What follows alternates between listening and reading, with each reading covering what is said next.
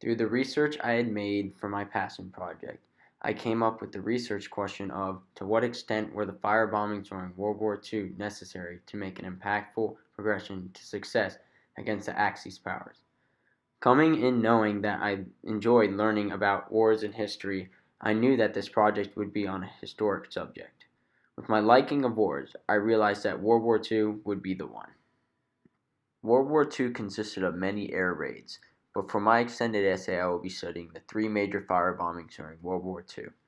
These bombings took place in Dresden, Germany, Hamburg, Germany, and Tokyo, Japan during the times leading to the end of the war in 1943 through 45.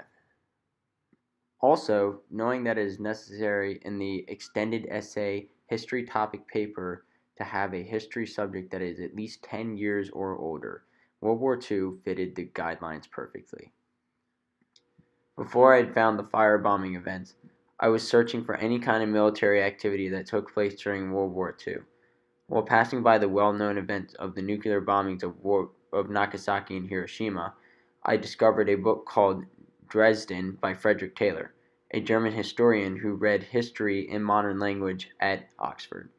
This source was very useful for my start on my research question, as it gave me a background of the firebombing that occurred in Dresden.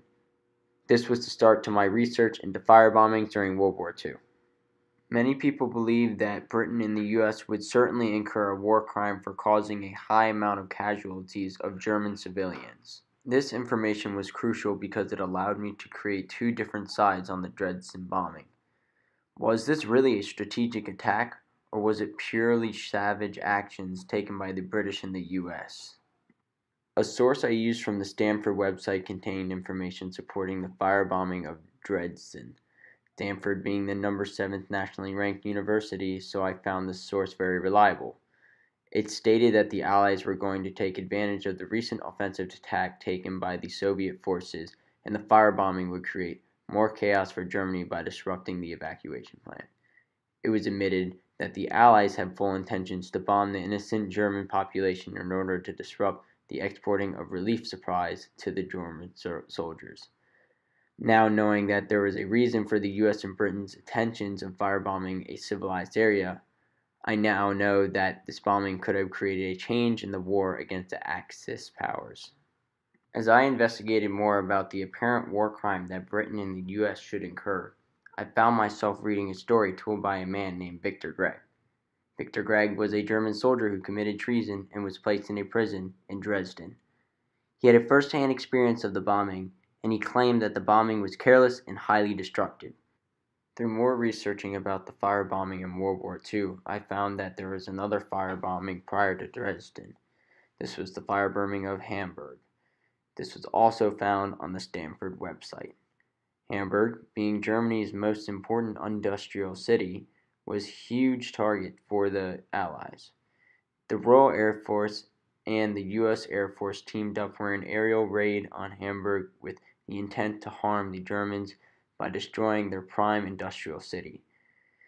This was with a great cost of civilian casualties. The German army was gravely affected to point of no return. Germany would never fully recover their 580 damaged and or destroyed industrial centers. Not too far after the firebombing of Dresden, there was a firebombing in Tokyo. This information was once again found off the Stanford website.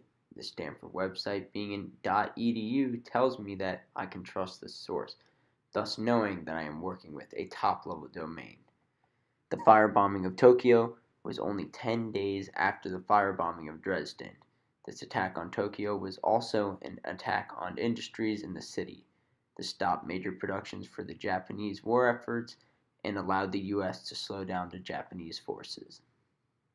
In order to see how effective the firebombing of Tokyo was, I wanted to compare it to the drop of the atomic bomb on Hiroshima.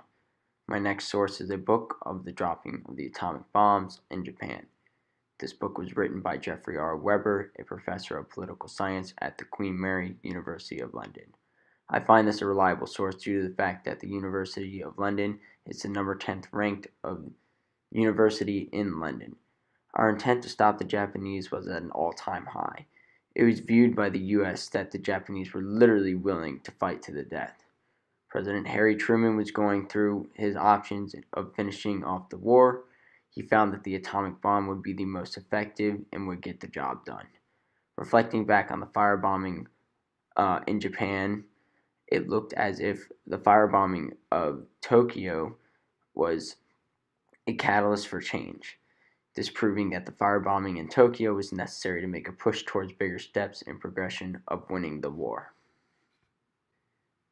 Even though the firebombing upon civil locations were crucial towards the war efforts of the Allies, on the Stanford website it stated that the actions made were savage and ruthless. Prior to the war, the Prime Minister, Neville Chamberlain, made his parliamentary speech.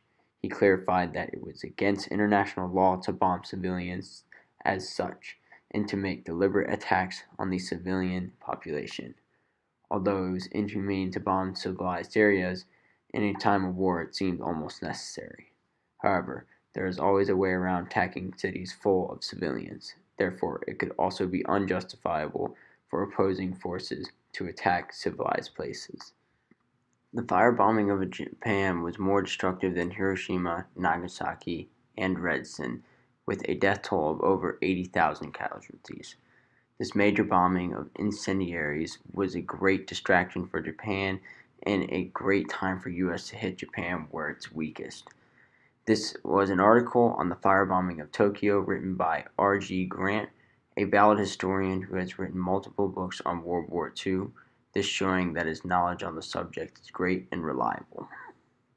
For my last source, this was an article written by John Keegan, a historian who wrote over 20 books in his career. He discussed how Dresden also became a big target to Allies due to Dresden's major communications century, as it needed to be destroyed in order for the Red Army to advance with their offensive attack. Therefore, this firebombing over Dresden gave a major lead to the Allies, and they were soon able to take restraint of Germany. Now that I had concluded my research, I now had enough background information to create my research question and soon expand off into answering my research question.